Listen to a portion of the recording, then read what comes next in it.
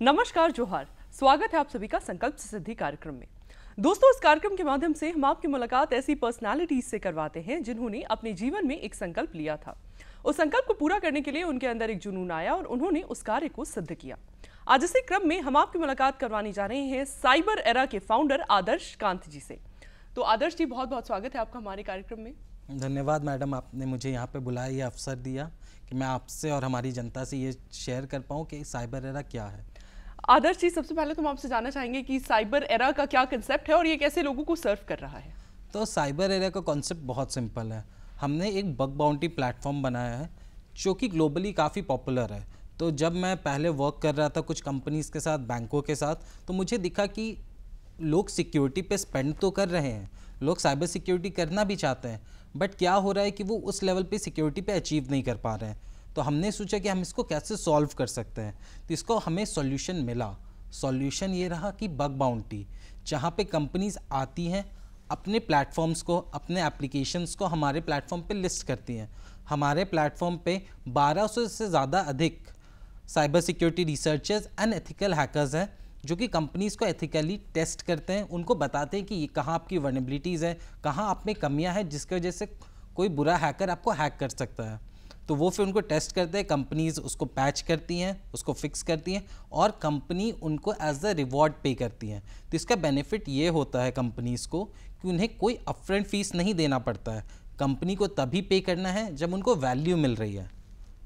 आपने traditional approach of cyber security tracking में क्या ऐसी खामियां देखी जिसको आपने फिल करने की कोशिश करी? मैडम, ट्रेडिशनल में क्या होता है मैं आपको बताता हूँ कि जनरली कंपनीज क्या करती हैं, थर्ड पार्टी ऑडिटर्स से, फ्रीलांसर से या इंटरनल टीम से अपने एप्लीकेशंस को टेस्ट करवाती हैं।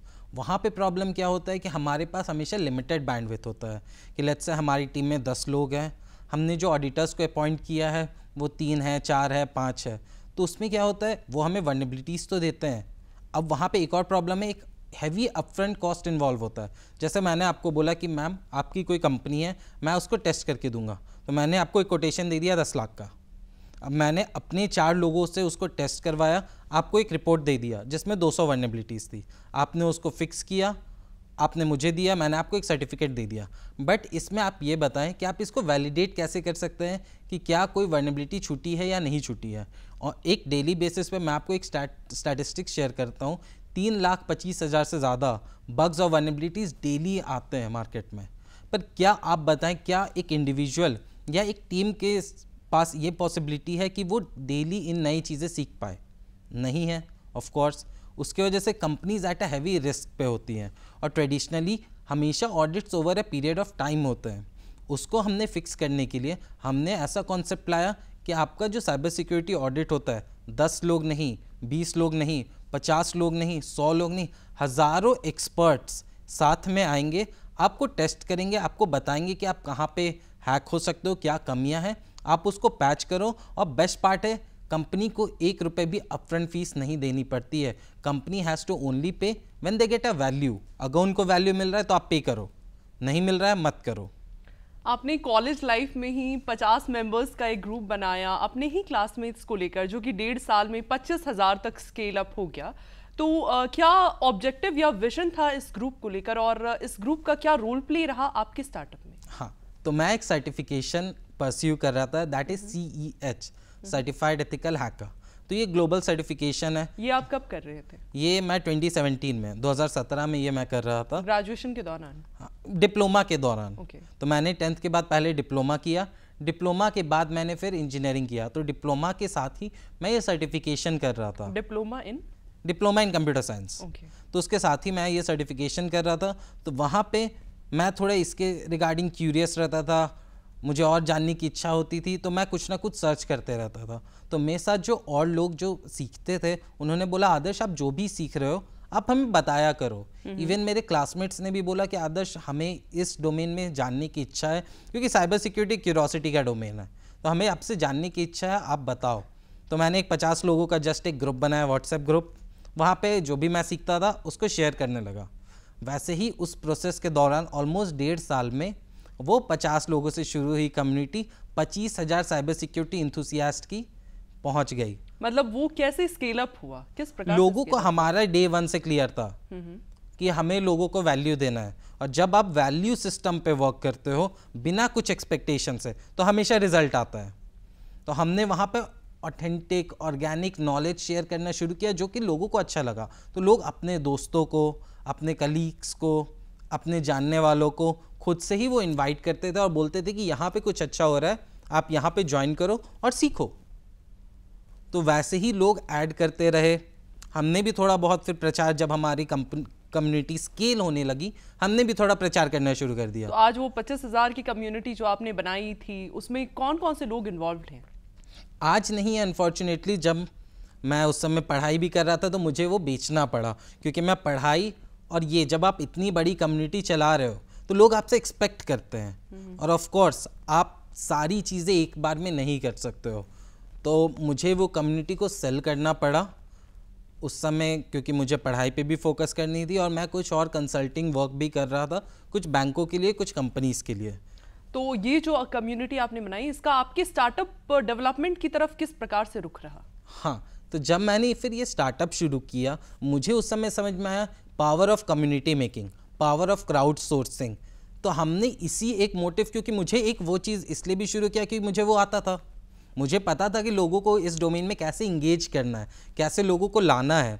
तो फिर मैंने जब स्टार्टअप शुरू किया तो मैंने सोचा कि क्यों ना हम, अगर बग बाउंटी की बात कर रहे हैं, हम क्राउड सोर्सिंग के तरीके से ही लाए। हम ऐसे लोगों को लेके आए जो विलिंगली कंट्रीब्यूट करना चाहते हैं, समाज को देना चाहते हैं अपने तरफ से, विदाउट एनी एक्सपेक्टेशंस। तो हमें वैसे लोग मिले और उसी को हमने नज़र में रखते हुए अपने स्टार्टअप को शुरू किया।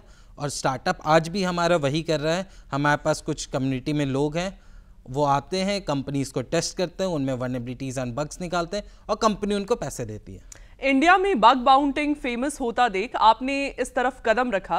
क्या यूनिक कंसेप्ट था बग बाउंटिंग को लेकर, इससे पहले कि आप अपने स्टार्टअप को शुरू करने वाले थे? बग बाउंटी को लेके यूनिक अप्रोच ये रहा, पहला तो रहा हमारा पोजीशनिंग। जो कंपनीज हैं, जो कि स्टार्टअप्स हैं, हमारे जैसे जो स्टार्टअप्स हैं, या फिर जो कंपनी स्टार्टअप से ऊपर उठ चुकी हैं थोड़ी सी, वहाँ पे साइबर सिक्योरिटी का एक बहुत बड़ा गैप रहा।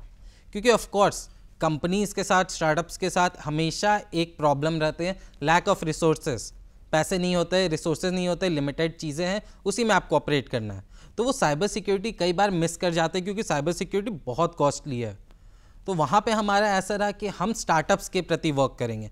हम स्टार्टअप्स को कोशिश करेंगे कि आप कैसे खुद के प्लेटफॉर्म्स को, खुद के इनोवेशंस को सिक्योर कर पाओ, कि कोई उसका मिसयूज़ ना करे। क्योंकि क्या हो रहा है, जब हमने ये देखा, जब हमने स्टार्ट किया कोविड में, हम देख रहे थे इनोवेशंस काफ़ी बढ़ रहे हैं। हमारा कंट्री ग्लोबल स्टार्टअप इकोसिस्टम में एक स्टैंड ले रहा है। तो अगर हम डिजिटल इंडिया और स्टार्टअप इंडिया के बारे में बात कर रहे हैं, तो हमें ये भी बात करना चाहिए सिक्योर डिजिटल इंडिया और सिक्योर स्टार्टअप्स। उसी के प्रति हमने ये स्टार्ट किया। और भी कंपनीज होंगी जो सिमिलर काम कर रही हैं, तो आपका स्टार्टअप इन सभी कंपनियों के बीच एक यूनिक स्टैंड किस प्रकार से क्रिएट कर पा रहा है? तो इंडिया में जो बग बाउंटी का कॉन्सेप्ट था वो हमने ही लेके आया। हम ही फर्स्ट कंपनी थे जिसने स्टार्ट किया। अभी कुछ और कंपनीज आ गई हैं। हमारा फोकस था कि टेस्टिंग शुड बी इंटरेस्टिंग। जो अगर टेस्ट कर रहे हो उसमें मज़ा आना चाहिए, आपको आपके जॉब में मज़ा आना चाहिए, नहीं तो कोई मतलब नहीं है। तो हमने उसी को मद्देनज़र रखते हुए हमने प्लेटफॉर्म को इस हिसाब से डेवलप किया कि टेस्टिंग शुड बी इंटरेस्टिंग। लोग हमारे प्लेटफॉर्म पे आते हैं तो हमारे साथ जुड़े रहते हैं और ज़्यादा वैल्यू देने की कोशिश करते हैं। सिर्फ इसलिए नहीं कि उन्हें वल्नरेबिलिटीज़ निकालनी है, उनको पैसे कमाने, बट उनको रिवॉर्ड मैकेनिज्म भी उसमें हो रहा है। उनको हर एक फेज़ में उनको रिवॉर्ड्स मिलता है, अवार्ड्स मिलते हैं। तो एक गेमिफिकेशन रहा। दूसरा, उनको काफ़ी ज़्यादा अपॉर्चुनिटीज़ मिलती है हमारे प्लेटफॉर्म से। तीसरा, वो शोकेस कर सकते हैं अपने स्किल्स कि ठीक है, हमने कंपनीज के लिए इतनी वल्नरेबिलिटीज़ निकाली हैं, ये देखो, ये हमारा प्रोफाइल है, इसको वो जॉब्स के लिए, अदर फ्रीलांसिंग प्रोजेक्ट्स के लिए और प्राइवेट बग बाउंटी के लिए भी खुद को शोकेस कर सकते हैं, जिससे उनका भी लेवल अप होता है। एक बात बताइए आदर्श जी कि आप दूसरी कंपनियों को साइबर सिक्योरिटी प्रोवाइड कर रहे हैं, तो अपनी खुद की कंपनी पे कोई ठेस ना पहुंचे, इसको आप किस प्रकार से इंश्योर करते हैं? क्योंकि लोगों का एक विश्वास होता है कि जहां आप उन्हें सिक्योरिटी प्रोवाइड कर रहे हैं, तो आपकी कंपनी साइबर सिक्योरिटी को लेकर कितनी ज़्यादा इंश्योर्ड है? हाँ, ये आपने बहुत अच्छा क्वेश्चन पूछा। तो इसमें क्या हुआ है, बहुत इंटरेस्टिंग स्टोरी थी। जब हमने स्टार्ट किया, हमने जस्ट एक 1 पेज वेबसाइट से स्टार्ट किया था। हमने बोला कि ठीक है, हमें बस टेस्ट करना था कि क्या ये मार्केट एग्जिस्ट भी करता है इंडिया में या नहीं, या फिर हम सही टाइम पे हैं या भी नहीं। तो क्या हुआ, हमने जस्ट एक 1 पेज का वेबसाइट बनाया, हमने उसको स्टार्ट कर दिया, बहुत अच्छा हमें रिस्पॉन्स मिला। हमें 1.5 साल लग गए एक एक्चुअल प्रोडक्ट को बनाने के लिए। हम 2 लोगों की टीम थे बस उस समय। तो 1.5 साल बाद हमने प्रोडक्ट बनाया। हमने कुछ कंपनीज को बोला कि सर आप हमें एक अपॉर्चुनिटी दो, हम आपसे कोई चार्ज नहीं करेंगे, हम आपकी साइबर सिक्योरिटी को एक नेक्स्ट लेवल ले जाने में हेल्प करेंगे। तो कंपनीज आई, कुछ इंडिया की, कुछ बाहर की, यूएस की कंपनीज आई, उन्होंने हमें मौका दिया कि हम उनकी टेस्टिंग कर पाए अपने प्लेटफॉर्म को यूज करके। उन्होंने वो टेस्टिंग किया तो उन्होंने हमें कुछ फीडबैक्स भी दिए और हमने मतलब आपके प्लेटफॉर्म की उन्होंने टेस्टिंग करी साइबर सिक्योरिटी को लेकर? नहीं, उन्होंने हमारे प्लेटफॉर्म को यूज करके अपने प्रोडक्ट्स की टेस्टिंग करी। ओके। तो वहां पे हमने जब इंटरनली जब वो चीज़ें चल रही थी प्रोसेस में, हम देख रहे थे कहाँ पे क्या दिक्कत आ रही हैं। हमने उस प्रोसेस के दौरान कुछ बग्स आइडेंटिफाई किए, कुछ वनरेबिलिटीज़ आइडेंटिफाई की जो हमारे प्लेटफॉर्म में थी। तो मैं बहुत खुशी से ये शेयर कर सकता हूँ कि जब हमने पीओसी कर रहे थे, हमने पीओसीज रोक दिया। हमें जब ये पता चला, POCs proof of concept, proof of concept, हमने वो रोका। हमें पता चला कि ये बग्स है और ये वनरेबिलिटीज़ है। तो हमने ऑलमोस्ट 300 हैकर्स की, 300 सिक्योरिटी रिसर्चर्स की एक छोटी सी टीम बनाई। हमने बोला आप हमारे प्लेटफॉर्म को हैक करने की कोशिश करो। अगर आप हैक करोगे हम आपको कुछ अवार्ड देंगे। तो ये था आपका प्रूफ ऑफ कंसेप्ट? हाँ। तो फिर उन्होंने हमें हैक किया। मैं बहुत खुशी से बोल सकता हूँ हम 3 बैग कंप्लीटली हैक हो गए। पर उससे हमें फीडबैक मिला कि कैसे आप सिक्योर हो सकते हो।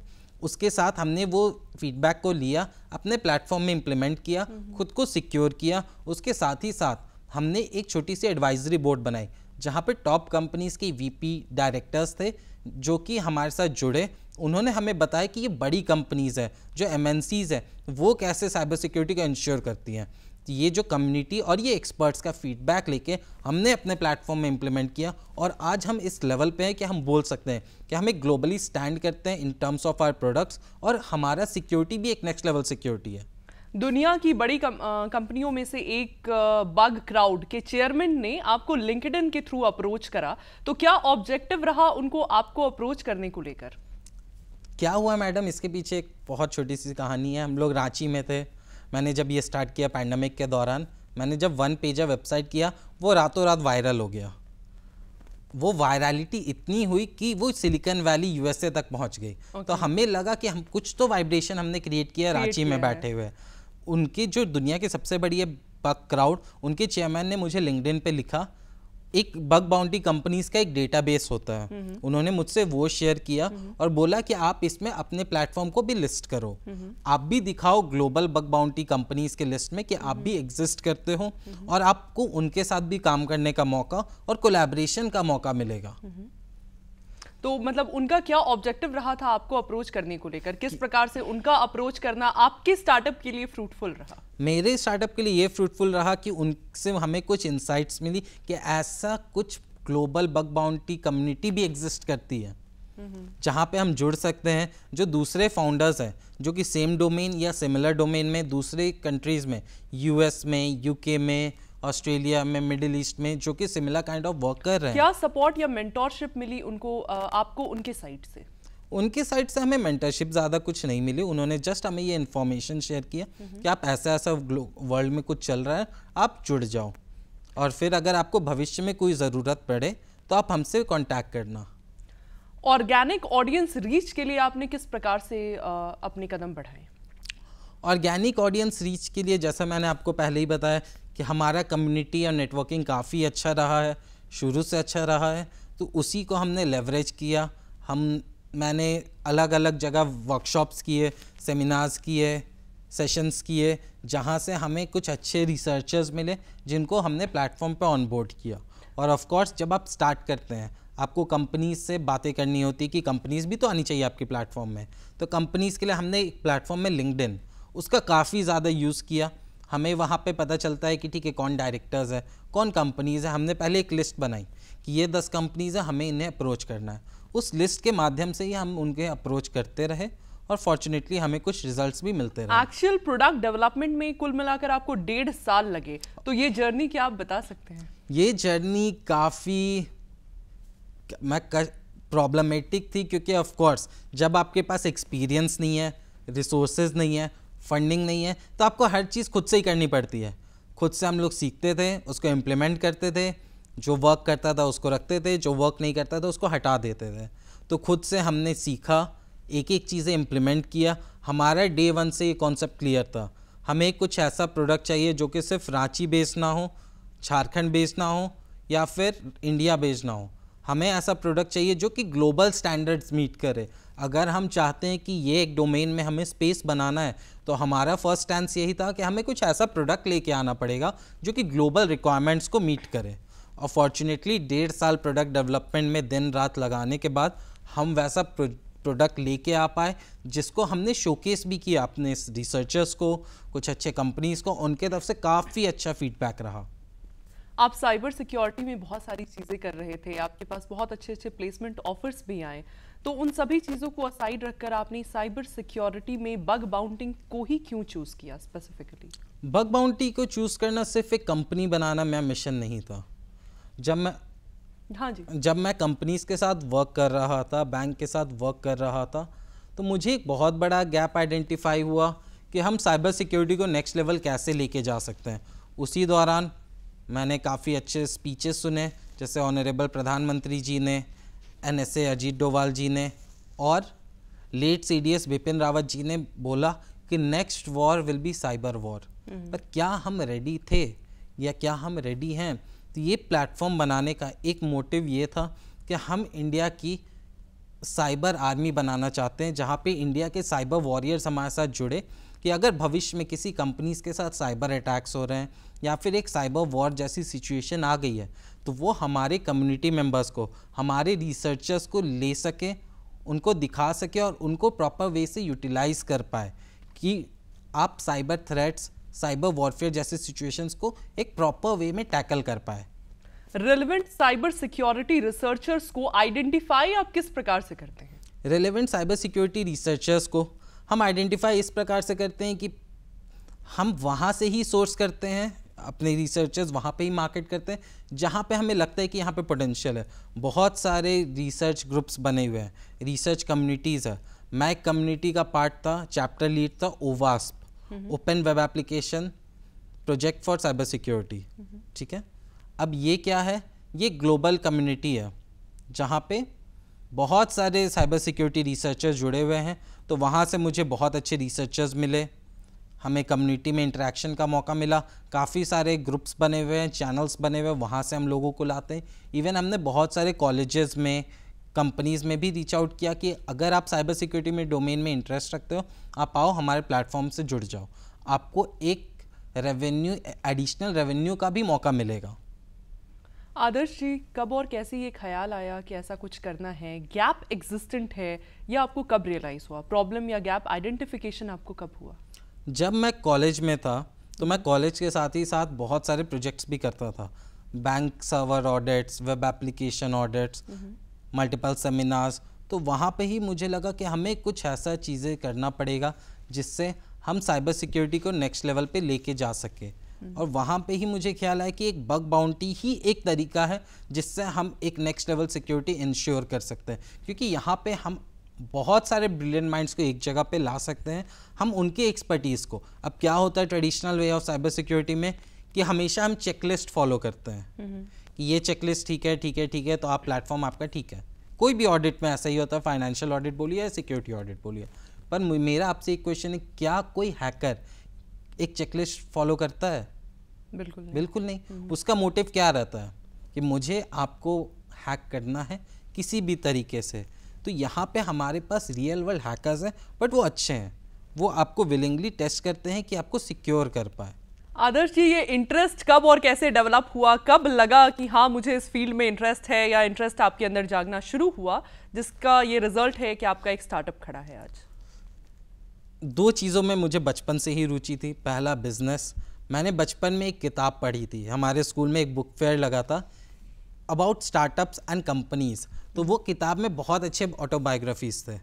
बिल गेट्स की बायोग्राफी थी, मार्क जकरबर्ग की, जेफ बेजोस की। तो मुझे लगा कि ये एक सिंगल पर्सन जिनका कोई बैकग्राउंड नहीं रहा, कोई फैमिली बिजनेसेस नहीं थे, आज वो कैसे ऐसी कंपनीज बनाए हैं जहाँ पे वो ग्लोबल इम्पैक्ट कर पा रहे हैं। हम माइक्रोसॉफ्ट के बिना अपनी लाइफ इमेजिन भी नहीं कर सकते हैं, माइक्रोसॉफ्ट विंडोज़ के बिना या फिर MS ऑफिस, पावर पॉइंट, इनके बिना हम अपनी लाइफ इमेजिन नहीं कर सकते हैं।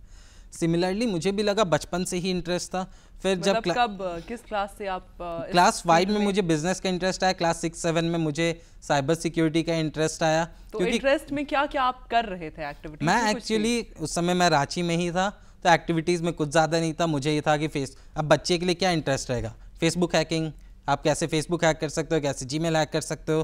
तो मैं ऑलमोस्ट क्लास 7 to 10 यही कोशिश में था। अनफॉर्चुनेटली मुझे ज़्यादा कुछ सक्सेस मिला नहीं, बट उस प्रोसेस के दौरान मुझे काफ़ी सारी चीज़ें जानने को मिली कि फ़िशिंग क्या होता है, कितने तरह के अटैक्स होते हैं, क्या सारी चीज़ें होती हैं। फिर मुझे नागपुर जाने का मौका मिला और फिर मैंने सर्टिफिकेशन किया, कम्युनिटी बनाई और चलते रहा स्टोरी। आपकी इंस्पिरेशन क्या रही इस स्टार्टअप को लेकर, और साथ ही क्या विजन था इस स्टार्टअप को लेकर? विजन मैम क्लियर था। हमें सिर्फ एक, जैसे बहुत सारे स्टार्टअप्स को मैं देखता हूँ कि हमें यूनिकॉर्न बनना है, हमें जल्दी जल्दी फंड रेज करना है, हमें वैल्यूएशन चाहिए एंड ऑल। हमारा विजन क्लियर था, we want to impact a billion life. हमें 100 करोड़ लोगों को इम्पैक्ट करना है, और वो हम इम्पैक्ट सिर्फ साइबर सिक्योरिटी से ही ला सकते हैं। ये इंस्पिरेशन कहाँ से आई आपके? ये इंस्पिरेशन मैम आई कि जब मैं बायोग्राफीज पढ़ता था, स्टोरीज पढ़ता था, केस स्टडीज़ पढ़ता था, तो जो ग्लोबल कंपनी बन के आई हैं, जो कि डिकेड्स तक चल रही हैं, जो कि डिकेड्स या सेंचुरीज तक है, वो बस एक ही तरीके से कर पाई है कि उन्होंने वैल्यू दिया है, उन्होंने लाइफ्स को इम्पैक्ट किया है। जैसे अगर आप देखेंगे टाटा एक ऐसी कंपनी है, वो सिर्फ बिजनेस नहीं करती है, वो लाइफ्स को इम्पैक्ट कर रही हैं। अब टाटा के प्रोडक्ट्स के बिना, Tata means authenticity, similar to that हमें भी वैसा करना था कि हम लोगों की लाइफ को इम्पैक्ट कर पाए, और हम देख रहे थे भविष्य हमारा साइबर सिक्योरिटी की तरफ जा रहा है। क्लाउड सोर्सिंग के माध्यम से आप अपने स्टार्टअप और अपने स्टार्टअप के जो कस्टमर्स हैं, इन दोनों की सिक्योरिटी कैसे इंश्योर करते हैं? इन दोनों की सिक्योरिटी हमने तो अपना स्टार्टअप्स को ऑफ कोर्स हमने इस तरीके से किया कि क्राउड सोर्सिंग के माध्यम से पहले हमने खुद को सिक्योर किया, अपने प्लेटफॉर्म पे 300 लोगों को लाया, टेस्ट किया। हमारे कस्टमर्स को हम इस तरीके से इंश्योर करते हैं कि हमारे प्लेटफॉर्म्स में जो रिसर्चर्स हैं, वो अलग अलग टूल्स को यूज़ करके, मेथडोलॉजीज़ को यूज़ करके उनमें वर्नेबिलिटीज़ निकालते हैं और उनको हेल्प करते हैं कि आप नेक्स्ट लेवल सिक्योरिटी कैसे अचीव कर सकते हो। मार्केट में नए नए तरीके आ रहे हैं जिससे कि हैकिंग बढ़ रही है। अब किसी एक के लिए भी ये पॉसिबल नहीं है कि उन नए नए तरीकों को डेली सीख सके। तो इन इंक्रीजिंग साइबर सिक्योरिटी जो ट्रिक्स हैं या हैक्स हैं, इसको आपका स्टार्टअप किस तरीके से टैकल कर रहा है? हाँ, तो ये जो नए नए तरीके आ रहे हैं, ऑफ कोर्स बग बाउंटी उसी चीज़ के लिए है कि आप रिलाय मत करो, किसी एक पे रिलाय मत करो, बट हज़ारों लोग साथ में आएंगे तभी आप सिक्योर हो पाओगे। तो जो नए तरीके आ रहे हैं, अब देखिए जैसे साइबर सिक्योरिटी में एक्सपर्ट कोई नहीं है, हो सकता है मुझे 100 चीज़ें आती हो, बट आपको एक ही चीज़ आता हो, बट वो एक चीज़ पर्टिकुलर प्रोडक्ट को हैक करने के लिए काफ़ी है। तो यहाँ पे एक्सपर्ट कोई नहीं है, सभी लोग सीख रहे हैं, सभी लोग नई चीज़ें एक्सप्लोर कर रहे हैं। तो यहाँ पे यही होता है कि कोई एक्सपर्ट है जो अपॉइंटेड है बाय समवन, उससे अच्छा है यहाँ पे बहुत सारे लर्नर्स हैं जो लर्नर्स अपने लर्निंग के अनुसार आपको टेस्ट कर रहे हैं, साथ में आ रहे हैं और आपकी सिक्योरिटी को नेक्स्ट लेवल लेके जा रहे हैं। AI को-पायलट क्या है और इसका आपके स्टार्टअप में किस प्रकार का रोल प्ले या सहयोग रहा? AI को-पायलट हमारा डे 1 से ही विजन था कि हम ऐसा कुछ बनाएंगे, बट जैसे अभी की टेक्नोलॉजीज़ आ गई हैं, मेटा की, OpenAI की, ChatGPT, जेमिनाई, क्लॉड, तो ये चीज़ें ईजी हो गई। हमने अभी रिसेंटली अपना AI को-पायलट ट्रेन किया है, जो कि आप समझ सकते हैं ChatGPT फॉर साइबर सिक्योरिटी। एक बहुत बड़ा प्रॉब्लम हमने आइडेंटिफाई किया जब हम ये प्लेटफॉर्म पे वर्क कर रहे थे, जो हमने एक सर्वे भी किया कंपनीज़ के साथ और साइबर सिक्योरिटी रिसर्चर्स के साथ। उनका काफ़ी सारा टाइम जाता है नई चीज़ों के बारे में सीखने में और वो नॉलेज को इम्प्लीमेंट करने में। कंपनीज़ के साथ भी एक ये प्रॉब्लम होती है कि उनको वल्नरेबिलिटीज़ तो मिल गई कि वो कैसे हैक हो सकता है, बट हम पैच कैसे करें, हम उसको फिक्स कैसे करें। हमारे पास प्रॉपर रिसोर्सेज नहीं है, प्रॉपर मेथड्स नहीं है और प्रॉपर टूल्स नहीं है, और टूल्स भी हैं तो हम कौन सा टूल्स को चूज़ करें। तो हमारे AI को-पायलट जो कि 13 बिलियन पैरामीटर्स पे ट्रेंड है, वो दोनों को हेल्प करता है, हैकर्स को हेल्प करता है कि आप कैसे रेलेवेंट टूल्स को आइडेंटिफाई कर पाओ, आप रेलेवेंट मेथडोलॉजीज़ को आइडेंटिफाई कर पाओ, और जिससे आपका टेस्टिंग टाइम है वो कम हो जाए और आपका रिपोर्ट की क्वालिटी जो है वो काफ़ी बढ़ जाए। और कंपनीज को ये हेल्प करता है कि जब उन्हें वल्नरेबिलिटीज़ मिल गई हैं तो आप उसको कैसे पैच करोगे, क्या स्टेप बाय स्टेप प्रोसेस होगा। स्टार्टअप को शुरू करने से पहले आपने क्या कोई मार्केट सर्वे या रिसर्च भी कंडक्ट करा? हाँ जी। कितने पीरियड तक वो मतलब प्रेवलेंट था आपका रिसर्च? मेरा रिसर्च तो ऑलमोस्ट आप बोलेंगे तो 3 साल तक था, क्योंकि मैं पहले कम्युनिटी को ही सर्च कर रहा था कि कम्युनिटी कैसे वर्क कर रही है, क्या नॉलेज शेयरिंग हो रहा है। किस प्रकार से आपने ये रिसर्च करा और क्या आउटकम्स रहे इस रिसर्च के? हाँ, तो ये रिसर्च हमारे इस प्रकार था कि हमने पहले साइबर सिक्योरिटी कम्युनिटी को समझा, उनकी क्या रिक्वायरमेंट्स को समझा और कंपनीज़ की क्या रिक्वायरमेंट है, क्या कंपनीज़ इसके लिए पे भी करना चाहेंगी। बहुत सारे कॉन्सेप्ट आते हैं, फैंसी लगते हैं, रोजी लगते हैं, बट कंपनीज या लोग उसके लिए पे नहीं करना चाहते। तो जो भी आउटकम्स आपको नजर आए उस रिसर्च से, उसका इस्तेमाल आपने अपनी स्टार्टअप में किस प्रकार से करा? हमने उसी के दौरान हमारे डे 1 को ही क्लियर था कि हमें ऐसा प्रोडक्ट लेके आना है जो कि ग्लोबल स्टैंडर्ड्स को मीट करे। तो हमने जो रिसर्च करा, फीडबैक्स लिए कंपनीज से और कम्युनिटीज से, वो फीडबैक्स को हमने अपने प्लेटफॉर्म में, अपने सॉफ्टवेयर में इम्प्लीमेंट किया और हमने ऐसा सॉफ्टवेयर बनाया जो कि ग्लोबल स्टैंडर्ड्स को मीट कर पाए। रेवेन्यू जनरेशन मॉडल्स फिलहाल आपके कौन कौन से हैं जिसके माध्यम से आप प्रॉफिट्स अर्न कर पा रहे हैं? हमारा अभी 2 रेवेन्यू जनरेशन मॉडल है।